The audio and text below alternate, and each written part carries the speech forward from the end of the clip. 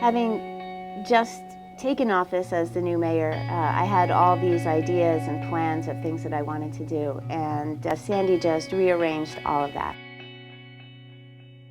We never could have foreseen the way the recovery would be so prolonged. We're still working on cleanup from Sandy. To this day, we have about 75 families who are still displaced, who are kind of stuck with how they're going to repair their homes. It's close to 10% of our population that are still trying to find their way home.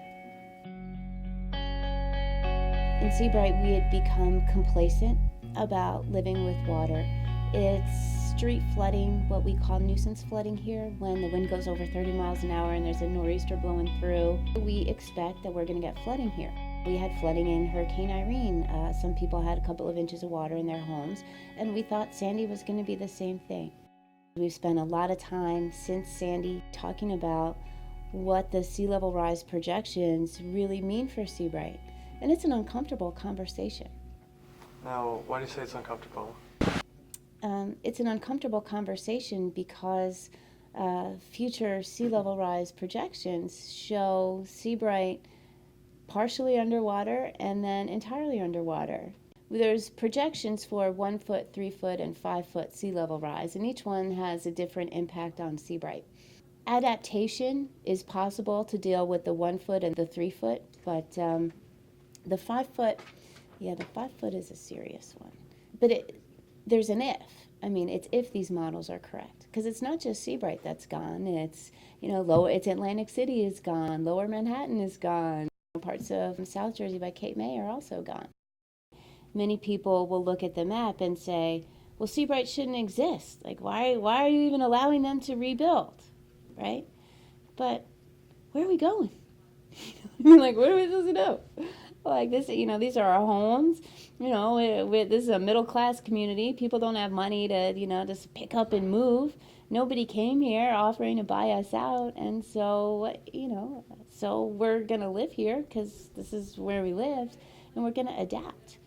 I think so much of the discussion focuses on the hysteria and not our amazing human ability to adapt to our circumstances. Now the debate is how we're going to respond. We're pursuing bulkheading, hardening the structures on the west side of Seabright. Others question the impact of bulkheading in favor of a natural shoreline and possibly a managed retreat approach to the water, meaning slowly depopulating those areas that we know are going under. There's no magic bullet. So we're building dunes outside of the seawall to create layers of protection. By planting dunes, we're able to prevent erosion of sand from the beaches, which should then hopefully help blunt the impact of a storm surge wave. But in the meanwhile, we don't really feel that we have the luxury of time because really a storm can happen any day. Dunes, seawall, it's not going to protect us from a Sandy, but in lesser storms, it's going to make a huge difference.